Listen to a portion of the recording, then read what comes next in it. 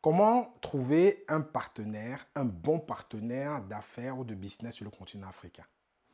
Ça, c'est une question que beaucoup de personnes me posent parfois et je vais essayer d'apporter des éléments de réponse pour expliquer comment est-ce que moi je sélectionne mes partenaires sur le continent. Et cette méthode-là marche plutôt bien vu les partenariats que j'ai tissés sur le continent qui fonctionnent plutôt correctement. Donc, je partage avec vous comment je fais moi pour les trouver et comment je fais pour maintenir le lien avec eux afin que ce soit rentable pour chaque partie dans la durée. On se retrouve après le jingle pour en parler.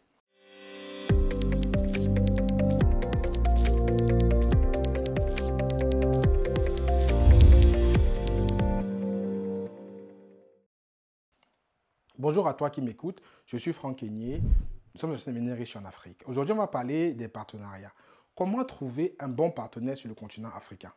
Ça, c'est une question qui revient tout le temps parce qu'il y a beaucoup de sous-entendus que les Africains sont malhonnêtes, ils sont pas reçus, c'est tous des voleurs, ils sont pas fiables. Il y a plein d'éléments qui ressortent comme ça et les gens se sont fait avoir parce qu'ils n'ont pas sélectionné le bon partenaire, parce qu'ils n'ont pas simplement pu avoir la bonne méthode de faire, n'ont pas su peut-être comment s'y prendre, ils sont tombés sur la mauvaise personne et après n'ont eu que leurs yeux pour pleurer. Je vais essayer d'apporter clairement des réponses. Comment est-ce que moi je sélectionne mes partenaires sur le continent? Quels sont les critères? Quelle est la démarche? Et comment je fais pour maintenir avec eux une relation qui est intéressante pour chaque partie? Mais avant de parler de ça, je t'annonce encore la grande nouvelle, la nouvelle qu'on a décidé de faire à la rentrée en septembre, d'organiser une grande conférence. On va aborder des thèmes comme celui-ci, dans un thème global qui va être de comment entreprendre et investir au pays, donc réussir en Afrique. Donc, je donnerai à cette conférence d'autres astuces comme celle qu'il y a ici, plus en profondeur, pour que tu puisses toi aussi sélectionner des partenaires fiables sur le continent. Par cette conférence, il y aura beaucoup d'invités, il y aura de la restauration de haut niveau qui sera proposée. Donc, c'est une conférence que je t'invite vraiment à prendre ta place, à participer, parce que tu ne vas pas le regretter du tout, ce sera du top niveau. Ceci étant dit, bien entendu, les groupes Telegram existent toujours, ils sont disponibles. Tu peux les rejoindre via les liens qui sont en description de la vidéo et tu peux télécharger les contenus gratuits qui sont sur la description de la vidéo. Tout ceci, que ce soit pour la conférence, pour le groupe Telegram, pour les ressources gratuites et pour nos formations disponibles, c'est en description de la vidéo. Tu peux y aller, tout est listé là-bas.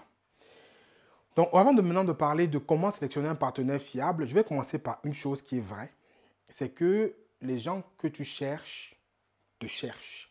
Je ne sais pas si c'est clair. Les gens que tu cherches te cherchent. Je vais te donner les astuces pour trouver les bons partenaires. La première astuce, en fait, c'est basé sur ce que je viens de dire, que les gens qui cherchent te cherchent. Qui est-ce que tu cherches déjà comme partenaire?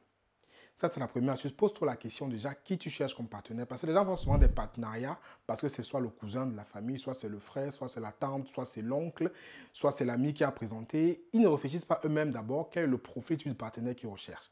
Ça, c'est la première des choses. Demande-toi déjà quel type de partenaire tu recherches. Moi, je te recommanderais de chercher un partenaire qui va t'apporter un plus. Un partenaire qui va t'apporter un plus en fait dans l'activité que tu veux faire.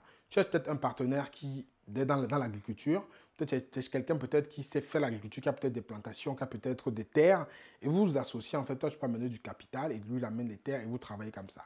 Mais il faut que tu aies un profil type que tu recherches, il faut que tu aies une checklist que tu aies en tête, tu dis voilà, je veux quelqu'un qui est comme ça, qui est peut-être marié, qui a peut-être des enfants, qui est peut-être célibataire, qui vit dans telle vie. Il faut que tu aies des critères précis pour que tu puisses détecter exactement qui tu recherches. Parce que quand tu ne sais pas qui tu recherches, tu ne peux pas le trouver. On ne cherche pas de partenaire comment dire, par affinité ou pour quoi que ce soit. Il faut que tu aies un profil, c'est du business.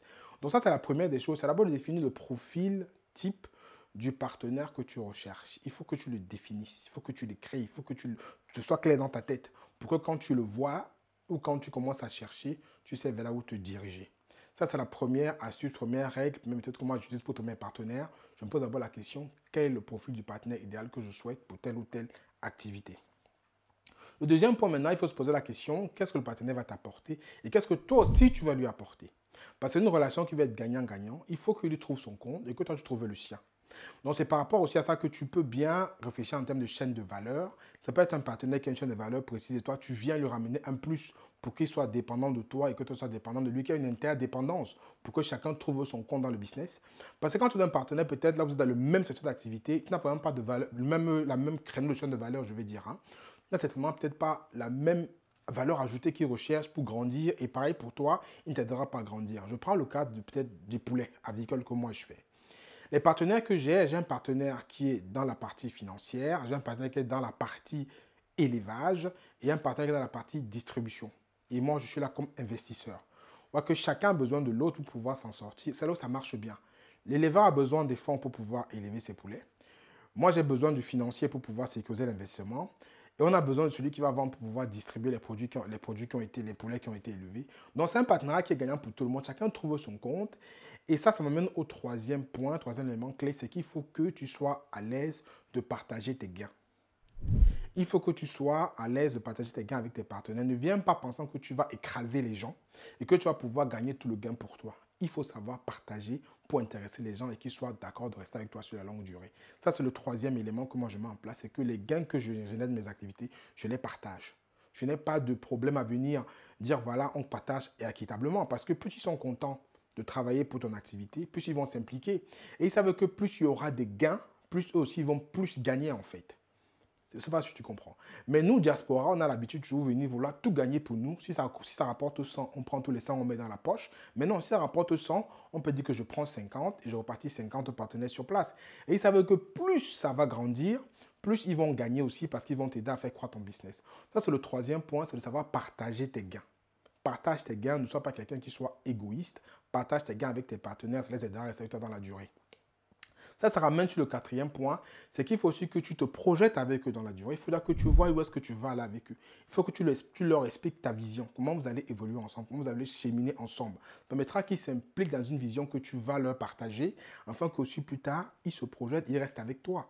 Parce que derrière, on est dans un monde de business. Si tu ne sais pas les faire se projeter, tôt ou tard, ils vont soit s'ennuyer, soit se lasser, soit peut-être pour certains aller vous créer leur pas à côté pour t'imiter ou pour te concurrencer. Donc, il faut que tu les mettes dans une vision claire pour qu'ils puissent aussi se projeter et réussir, savoir que ta réussite, c'est leur réussite. C'est ça qu'il faut qu'ils puissent comprendre. Que ta réussite, c'est leur réussite. Et le fait que vous allez réussir ensemble, vous allez grandir tous ensemble et ça va être bénéfique à tout le monde. Le cinquième élément que tu peux avoir, et ça va être le plus important pour moi, c'est l'intégrité et l'honnêteté.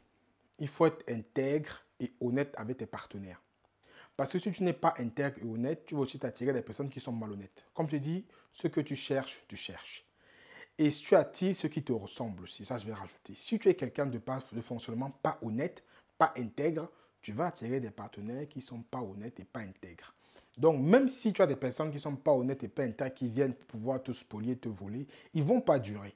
Tu vas très vite le découvrir et ils partiront de tout seul.